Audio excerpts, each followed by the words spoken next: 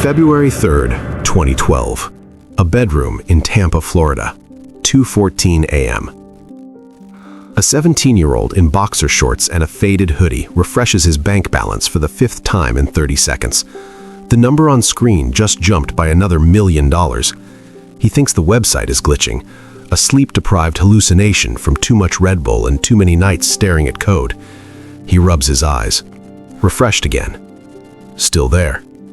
$1,047,832.94. 10 minutes later, his phone buzzes. PayPal confirmation. The money is real. It's in his account. Transfer complete. His hands start shaking so badly he can barely grip the mouse. This wasn't supposed to happen. The exploit he found, a stupid little timing flaw in a $1 billion payment processor, was supposed to give him free video game skins. Not 7 figures, not real cash, not this. He stares at the ceiling, listens to his mom snoring down the hall, looks back at the screen. The balance hasn't changed. The money is still there. And in that moment, a high school junior who was failing pre-calculus realizes he just became one of the most successful thieves in American history. The question isn't whether he'll get caught. The question is how long before someone notices. This isn't a movie plot. There's no heist team, no vault explosions, no getaway drivers waiting in idling vans. This is a high school junior named Marcus, we'll call him that, sitting in his childhood bedroom with a Dell desktop that still has stickers from freshman orientation. What he discovered was simpler and more terrifying than any Hollywood script. A timing flaw in a payment processor's API. A gap between when the system confirmed a transaction and when it logged the funds. A window measured in milliseconds that Marcus learned to stretch into minutes, then hours, then weeks. He didn't hack anything, not really. He just found a door the company left unlocked and walked through it, again and again, for 18 months. The payment processor, a $1 billion company whose software runs on half the internet's shopping carts, had no idea. Their fraud algorithms flagged his account 14 separate times. 14 times, an automated system reviewed the alerts and dismissed them, because why would a teenager in Tampa be stealing millions? The math didn't compute, so they ignored it. And the money kept flowing. By the time Marcus realized what he'd stumbled into, he wasn't just exploiting a glitch anymore. He was running an accidental empire from a twin bed, watching wire transfers arrive while his mom made him sandwiches downstairs. She thought the computer was for homework. It started with something that didn't fit. Marcus wasn't looking for money. He wasn't some mastermind studying zero-day exploits in darkened chat rooms. He was just a kid who played too many video games and noticed when things behaved strangely. The transaction was ordinary. $20 for a skin in a game he'd been grinding for months. He clicked purchase, watched the loading bar crawl across the screen, and waited for the confirmation email. When it arrived, something caught his attention. The receipt showed the payment had failed, declined, insufficient funds, or a processing error, it didn't say which. But when he opened the game, the skin was there, unlocked, usable. Marcus stared at the screen for a long moment. The game had credited his account. The payment processor had not taken the money. Somewhere between the two systems, a message had been lost. Most people would have shrugged and moved on, take the free skin and never mention it to anyone. Marcus did something else. He opened a second browser window and tried again. Same game, different skin. Same result. Payment failed, item delivered. By the third attempt, his heart was beating hard enough to feel it in his temples. He wasn't stupid. He knew this wasn't supposed to happen. But he also knew with the cold clarity of a 17-year-old who'd spent his life learning how systems worked, that he had found something. Over the next week, he tested the boundaries quietly. He tried different amounts, different times of day, different payment methods. The pattern held. The glitch lived in the gap between when the payment processor confirmed a transaction and when it logged the funds. A window measured in milliseconds that the company's fraud detection never bothered to check. Within 10 days, Marcus had written a Python script that automated the entire process. His mother's Dell desktop, the same machine she used for homework and recipe websites, now ran code that triggered fake transactions while Marcus slept. Each morning he checked the logs. Each morning, more virtual currency had been credited to accounts he controlled. He hadn't stolen anything, really, just digital items, game skins and currency that existed only on servers. It felt almost innocent, like finding extra lives in an old Nintendo cartridge. That feeling lasted exactly 2 weeks. One Tuesday night in late February, Marcus checked his automated sales pipeline, the forum where he'd been quietly converting game currency into Bitcoin. A buyer in Eastern Europe had purchased a large batch. He processed the transfer, closed his laptop, and went to sleep. When he woke up, his PayPal balance was $47,000 higher than it had been the night before. Real money, actual dollars, sitting in an account with his name on it. The game had changed. March 2012, month 2 of the glitch. Marcus's Python script had been running continuously for 47 days, churning out virtual currency like a digital printing press. But the game items themselves were worthless. They sat in accounts, accumulating, serving no purpose except to exist. He needed to convert them, fast. The underground forums were his first discovery, darknet marketplaces where gamers traded virtual currency with Bitcoin with no questions asked. Marcus created an account under a handle he'd never used before, something forgettable, something that wouldn't trace back to him. Within hours, his first batch sold, $12,000 in game currency converted to 3.4 Bitcoin. But crypto was young in 2012. Exchanges were clumsy, unregulated, full of exit scams and broken promises. Marcus needed layers, distance between the stolen goods and his real identity. He found poker first, online sites that accepted Bitcoin deposits and paid out in cash. He'd transfer crypto, play minimum bets for exactly 20 minutes to generate legitimate-looking history, then withdraw to prepaid debit cards purchased at drugstores with cash. The cards themselves became an obsession, each one a firewall, each transaction another step removed from the source. By April, Marcus had built something he didn't fully understand, a money laundering pipeline running from his bedroom to bank accounts in 3 countries. The stolen game currency flowed in, clean cash flowed out. $50,000 in April, $120,000 in May, $340,000 by June. His mother still thought the computer was for homework. August 2012, month 6. Marcus's operation had outgrown his bedroom. The Dell desktop his mother bought at Best Buy now ran 24/7, its fans screaming like jet engines, struggling to keep up with 14 automated transactions processing simultaneously. He'd stopped selling to random forum buyers months ago. Too risky. Too many strangers asking questions. Instead, he found 3 trusted resellers, professional money movers who handled millions in digital assets and never spoke to law enforcement. They took 15% and never asked anything. One reseller alone moved $2.3 million in 6 weeks. Marcus watched the Bitcoin wallets fill, then empty, then fill again. The numbers stopped feeling real, just digits on screens, just data. His laundering evolved too.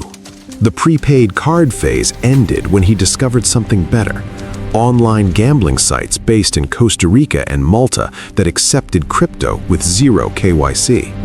He'd deposit, play exactly 4 hands of blackjack, then request withdrawal to bank accounts opened under LLCs he registered through Wyoming shell companies. Each LLC cost $300 to form. Each lasted exactly 1 withdrawal before dissolution. By September, Marcus controlled 17 bank accounts across 4 countries, none in his name, all linked to addresses that didn't exist. His mother asked about the mail, envelopes with foreign postmarks, corporate registration documents, bank cards arriving weekly. Marcus told her it was a school club fundraiser. She nodded, made him a sandwich, and never asked again. The money kept flowing, $50 million by December, and still no one had noticed. December 12, 3:47 a.m. Marcus's mother pushes his bedroom door open without knocking, something she hasn't done since he was 12. She's holding a glass of water, unable to sleep, and she just wants to check on her son. What she finds stops her cold. 5 monitors surround his bed like a command center. Each screen glows with spreadsheets, terminal windows, cascading columns of numbers that refresh every few seconds. Her son sits in the center, pale as a ghost, dark circles carved beneath his eyes. He's been awake for 48 hours straight. What is this? Her voice is barely a whisper. Marcus turns slowly. For one terrible second, he considers telling her everything. The glitch, the millions, the bank accounts in countries she can't pronounce. The weight of 18 months of silence presses against his chest like a physical thing. It's a school project, he hears himself say. Economics club. We're tracking virtual markets. She looks at the screens again, at the numbers that clearly represent far more than a high school project. Then she looks at her son, her baby, the child she raised alone, the boy who still calls her when he has a nightmare. She wants to believe him. The alternative is unthinkable. So she does. "Don't stay up too late," she says softly, and closes the door behind her. Marcus stares at the closed door for a long time. Then he turns back to his screens, wipes his eyes with the back of his hand, and keeps going. Flag 417-22, priority, medium. That's what the fraud analyst saw when Marcus's account first triggered an alert. February 2012.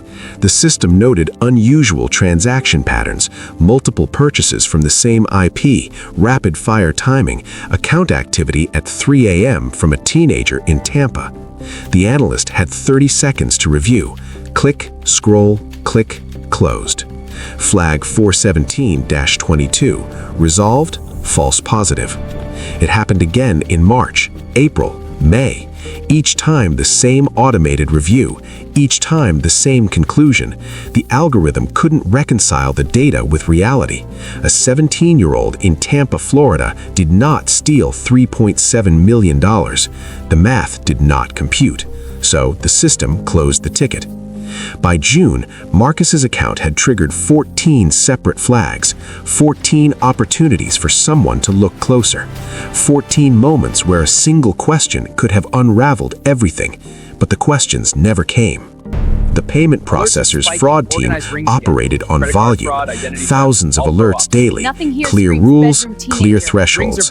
Fraud meant stolen credit cards, identity theft, organized rings in Eastern Europe, not a kid in a bedroom with a Python script.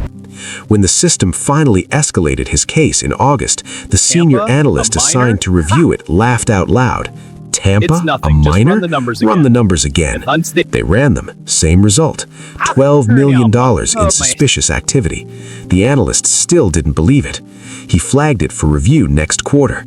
By the time anyone actually looked, Marcus had moved $31 million. The window had closed, the trail had cooled, and the teenager who shouldn't have existed in their threat models had become a ghost. The alerts stopped coming after that, not because he was caught, because the system learned to ignore him. February 3rd, 2013, 2:14 a.m. The same hour Marcus first saw that impossible number flash on his screen. 1 year later, almost to the minute, he sits in the same chair, at the same desk, staring at the same monitors. But tonight, the numbers aren't climbing, they're frozen. Outside his bedroom window, 3 unmarked vans cut their engines simultaneously. Men in dark jackets move through the Florida darkness with practiced silence, positioning at every exit point. The neighbor's dog doesn't even bark. Inside, Marcus is mid-transaction, his last withdrawal attempt. $1 million moving through the final layer of his pipeline, destined for an account he'll close tomorrow. He's been doing this for 18 months. He's gotten good. Too good.